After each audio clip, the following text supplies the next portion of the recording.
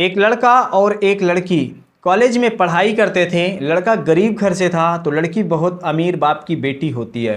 लेकिन पढ़ाई के दौरान ही दोनों में प्यार हो गया तो शादी का वादा करते हैं और कहते हैं कि 7 जन्मों तक हम ये रिश्ता निभाएंगे। लड़का अपने माता पिता के साथ एक दिन लड़की को देखने उसके घर पर जाता है तो उसके पिताजी उस लड़के से पूछते हैं कि तुम कितना कमाते हो। तो लड़का कहता है कि अभी मैं नौकरी के लिए अप्लाई किया हूँ, अभी कुछ काम नहीं करता हूँ। तो लड़की के पिताजी उस लड़के को बेइज्जत करके घर से भगा देते हैं। वह लड़का रोते हुए चला जाता है और लड़की भी बहुत दुखी हो जाती है, रोने लगती है। अपने पिताजी से अपने दिल की बात कहना चाहती है लेकिन पिताजी उसे 2 थप्पड़ मारकर घर में भेज देते हैं और उसकी ज़बरदस्ती शादी 1 महीने के अंदर ही दूसरे के साथ तय कर देते हैं। बारात तय समय पर घर पे आती है। दुल्हन तैयार होकर मंडप में जाने के लिए रेडी थी, तभी उसके साथ एक घटना घट जाती है। जब बारात वाले को पता चलता है लड़की के बारे में, तब वह शादी के लिए इनकार करने लगते हैं। तब लड़की के बाप को बहुत झटका लगता है। वह उनसे हाथ जोड़कर निवेदन करता है, गिड़गिड़ाने लगता है शादी कर लेने के लिए और यह भी कहता है कि कुछ पैसे और ले लीजिए लेकिन मेरे बेटी का भविष्य खराब मत कीजिए। फिर उसके बाद आखिर क्या होता है आगे, यह सब जानने के लिए दोस्तों इस कहानी को आप लोग अंत तक जरूर सुने। नमस्कार। आज की कहानी एक प्रेमी और प्रेमिका की है। प्रेमी जहां गरीब घर से होता है तो प्रेमिका बहुत अमीर घर की होती है। लड़के का नाम होता है आलोक और लड़की का नाम होता है प्रियंका। आलोक और प्रियंका कॉलेज की पढ़ाई कर रहे थे। दोनों साथ साथ पढ़ते थे तो दोनों में एक दूसरे को लेकर कंपटीशन होता था पढ़ाई में आगे निकलने का। दोनों मन ही मन अपने यह सोचते कि मैं आलोक से आगे निकल जाऊंगी और वो सोचता कि मैं प्रियंका से आगे निकल जाऊंगा। जब रिजल्ट आता है तो दोनों के नंबर बराबर होते हैं। दोनों एक दूसरे से हाथ मिलाते हैं, दोस्ती होता है, उसके बाद फिर प्यार हो जाता है।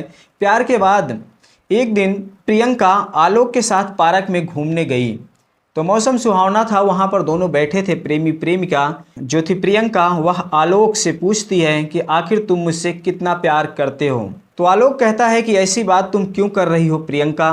तो प्रियंका कहती है कि मैं तुमसे बेहद प्यार करती हूँ और तुम्हें अपना सब कुछ मैं मन ही मन मान चुकी हूँ।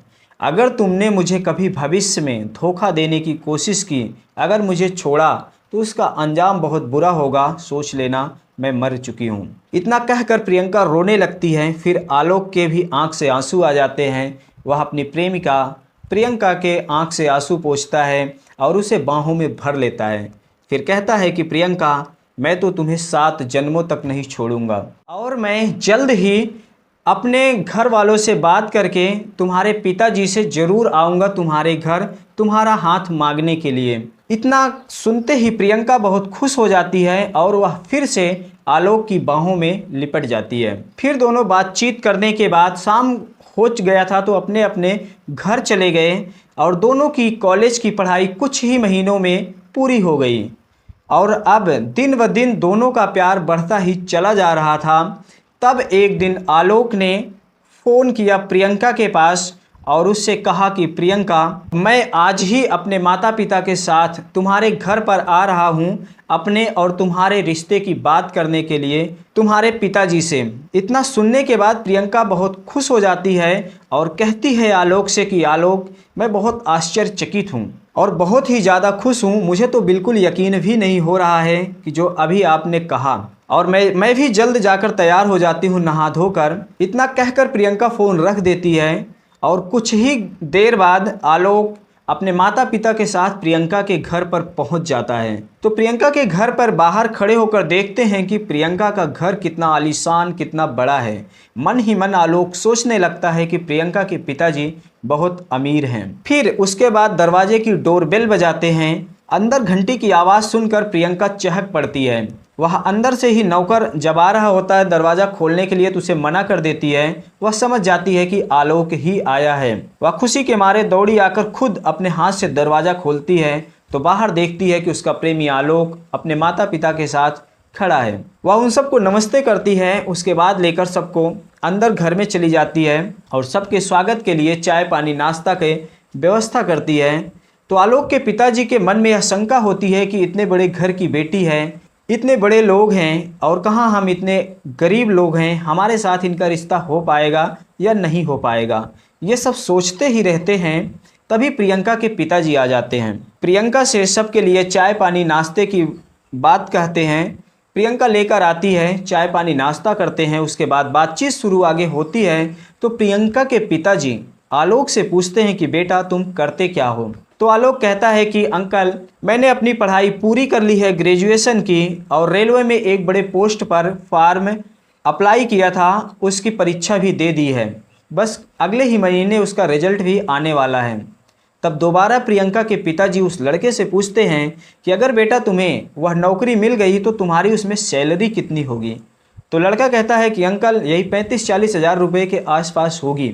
इतना सुनने के बाद प्रियंका के पिताजी को गुस्सा आ जाता है और वह कहते हैं कि बेटा तुम जितना पैसा नौकरी मिलने के बाद कमाओगे उतना तो हमारी बेटी के महीने का खर्च है। मेरी बेटी तो हफ्ते में 10-15 हज़ार रुपये यूं ही शॉपिंग पर उड़ा देती है। ये सुनते ही आलोक के पिताजी को भी गुस्सा आ जाता है और उन्होंने प्रियंका के पिताजी से कहा कि लगता है कि तुम्हें अपनी दौलत पर बहुत ज़्यादा घमंड है, रखिए आप अपनी दौलत अपने पास और अपने बेटी की शादी कीजिएगा किसी बड़े घर में करोड़पति लड़के के साथ। फिर अपने बेटे आलोक से कहते हैं कि चलो बेटा यहाँ से, ये लोग तुम्हारी मोहब्बत की कदर नहीं करेंगे, मैं तुम्हारी शादी किसी दूसरी जगह करवा दूंगा।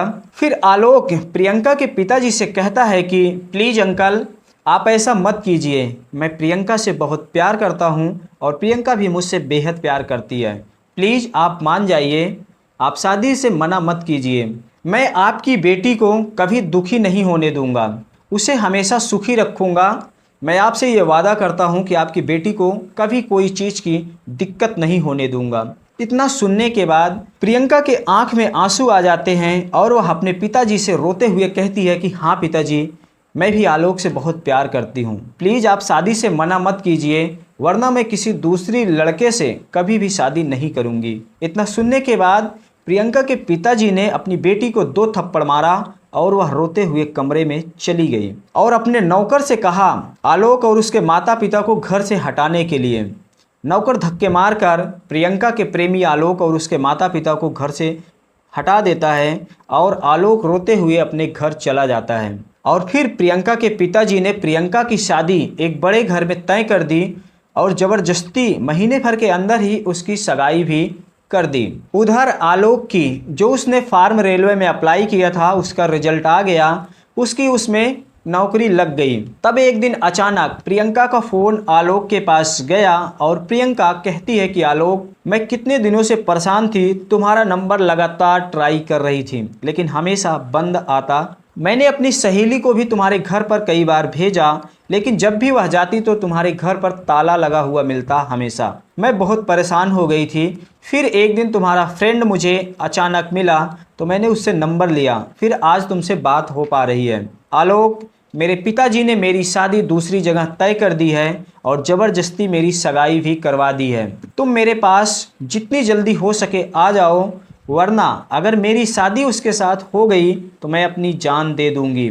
इतना सुनने के बाद आलोक बहुत घबरा जाता है और प्रियंका से कहता है कि प्रियंका प्लीज़ तुम ऐसा कोई भी गलत कदम मत उठाना जिससे तुम्हारे घर वालों को शर्मिंदा होना पड़े और मैं भी तड़पता रहूं। प्रियंका अगर हमारा तुम्हारा प्यार सच्चा होगा तो दुनिया की कोई भी ताकत हमें एक होने से नहीं रोक सकती। प्रियंका सोचो, अगर हम तुम भागकर शादी कर भी लेते हैं तो इसका असर आने वाले समय में हमारे बच्चों पर भी पड़ेगा, वो भी वैसा ही करेंगे, तब हमें भी शर्मिंदा होना पड़ेगा। इसलिए तुम ऐसा कोई भी गलत कदम मत उठाओ जिससे कि शर्मिंदा होना पड़े और मैं भी पछताता रहूं, तड़पता रहूं। इसलिए प्रियंका हमारे प्यार पर विश्वास रखो और उस परमात्मा पर यकीन रखो जिसने हमें तुम्हें मिलाया और सच्चा प्यार करवाया।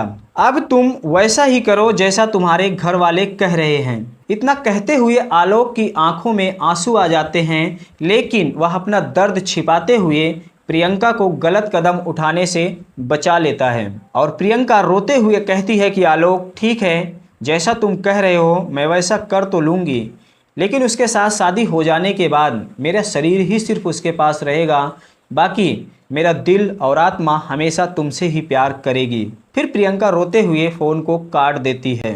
दोनों प्रेमी प्रेमिका एक दूसरे के लिए रो रहे थे, तड़पते रहते हैं।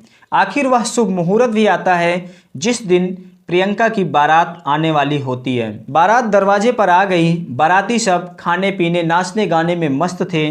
ढोल नगाड़े ताशे बज रहे थे। हर कोई खुश था। दुखी था तो सिर्फ प्रियंका का प्रेमी आलोक और खुद प्रियंका। द्वारचार होता है, उसके बाद फिर जयमाल मंडप की तैयारी होती है। प्रियंका को दुल्हन के लिबास में सजाया धजाया जाता है। तैयार करके जब उसे जयमाल मंडप में लाकर बैठाने की बारी आती है तो प्रियंका को घर से लेकर नीचे आया जाता है। वह सीढ़ियों से उतर रही थी, तभी अचानक उसका एक पैर फिसल जाता है। फिसलने की वजह से प्रियंका धड़ाम से सरकते हुए नीचे आकर गिरी और वह बेहोश हो गई। गिरने की वजह से उसके सर और पैर में गंभीर चोट आई और उसे आनन फानन में प्रियंका के पिताजी लेकर एक प्राइवेट हॉस्पिटल में जाते हैं एम्बुलेंस से। प्रियंका के पिताजी के साथ जो बारात आई थी उस लड़के के पिताजी और रिश्तेदार और प्रियंका के भी कुछ रिश्तेदार हॉस्पिटल में जाते हैं और यह खबर आलोक के एक दोस्त को पता चल जाती है। वह आलोक को भी बता देता है और आलोक भी व्याकुल होकर उस हॉस्पिटल में पहुंच जाता है। आलोक को देखते ही प्रियंका के पिताजी आग बबूला हो जाते हैं, लेकिन वह अपने गुस्से को काबू में रखते हैं, कुछ कह नहीं पाते हैं क्योंकि वहां पर कई लोग जान पहचान के होते हैं, रिश्तेदार होते हैं, इसलिए वह चुप रह जाते हैं। फिर डॉक्टर इमरजेंसी वार्ड से बाहर आते हैं। तब प्रियंका के पिताजी पूछते हैं कि डॉक्टर साहब मेरी बेटी अब कैसी है, उसकी स्थिति कैसी है। तब डॉक्टर कहते हैं कि वैसे तो वो ठीक है, लेकिन गिरने की वजह से उसके एक पैर की हड्डी टूट गई है जिसका मैंने ऑपरेशन कर दिया है और शायद वह ठीक होने के बाद एक पैर से हमेशा के लिए थोड़ा लंगड़ा कर चले, पूरी तरह से एक पैर ठीक ना हो पाए, ऐसा भी हो सकता है। इतना कहने के बाद डॉक्टर वहाँ से चले जाते हैं, लेकिन यह बात प्रियंका के होने वाले ससुर सब सुन लेते हैं। फिर वह प्रियंका के पिताजी से कहते हैं कि मैं अब यह शादी कैंसिल करना चाहता हूँ, मैं अपने बेटे की शादी तुम्हारी बेटी के साथ हरगिज नहीं करूँगा। तब प्रियंका के पिताजी उसके आगे हाथ जोड़कर कहते हैं कि प्लीज़ समधी जी, आप ऐसा मत कीजिए, आप ऐन वक्त पे ऐसे शादी से इनकार मत कीजिए। समाज में मेरी भी इज्जत है, मैंने इतने पैसे खर्च किया है, शादी के लिए इतनी तैयारियां कर रखी है और एक तो मेरी बेटी का पैर टूट गया है और हॉस्पिटल में मैं ऐसे आ गया हूँ, तो इस तरह से प्लीज़ आप ऐसा मत कीजिए। शादी से मना करके इतनी सारी तैयारियाँ कर रखी थी, लेकिन ये क्या से क्या हो गया। आप मुझसे चाहो तो 5-10 लाख रुपए और ले लो, लेकिन आप मेरी बेटी को अपना लो, उसे अपने घर की बहू बना लो। इतना सुनने के बाद उसके समधी उसका हाथ गुस्से से झटक देते हैं और कहते हैं कि तुम्हारी औकात ही क्या है मेरे सामने, तुमने समझ क्या रखा है अपने आप को, तुम 5-10 लाख रुपए में देकर मेरे बेटे को खरीदना चाहते हो। मेरा बेटा तो 5-10 लाख रुपए यूं ही चुटकियों में उड़ा देता है और तुम पैसे की बात करते हो। वैसे भी मैंने तुम्हारी बेटी से शादी अपने बेटे की इसलिए कर रहा था क्योंकि तुम्हारी बेटी बहुत ही सुंदर थी। उसका अब तो पैर टूट ही गया है, वह लंगड़ी रहेगी और हमारे यहाँ इसे अपशगुन समझा जाता है। इतना कहकर वह कहते हैं कि मैं अपने बेटे की शादी हरगिज नहीं करूँगा और रिश्ता तोड़ देते हैं। फिर अपनी बारात लेकर वापस चले जाते हैं। अपने समधी के मुंह से इस तरह की बात सुनकर प्रियंका के पिताजी उसी हॉस्पिटल में रोने लगते हैं। उन्हें वह सब बात याद आने लगती है जो उन्होंने आलोक के पिताजी से कही थी जब वह उनके घर अपने बेटे आलोक का रिश्ता लेकर गए। जिस तरह से उन्होंने आलोक के पिताजी की बेइज्जती की थी, आज उसी तरह से उनके समधी ने उनकी बेइज्जती कर दिया। सारा पैसा उनका धरा का धरा रह गया और इज्जत को उनके तार तार कर दिया उनके समधी ने। तभी अंदर से एक नर्स प्रियंका को व्हीलचेयर पर लेकर बाहर आती है। बाहर आने के बाद अपने पिताजी को रोते हुए देखती है प्रियंका, तब वह भी रोने लगती है। पिताजी उसे चुप कराते हैं। उसके बाद कहते हैं कि बेटी, तुम्हारा रिश्ता टूट गया है और वे लोग बारात लेकर वापस चले गए हैं। तो प्रियंका अपने पिता को ढांढस बंधाती है और उनका हौसला बढ़ाते हुए कहती है कि पिताजी ठीक है, जाने दो, जो होना है वो हुआ, कोई बात नहीं, जो भी होता है वह अच्छे के लिए ही होता है। आप सामने देखो, आपकी बारात आपके सामने खड़ी है।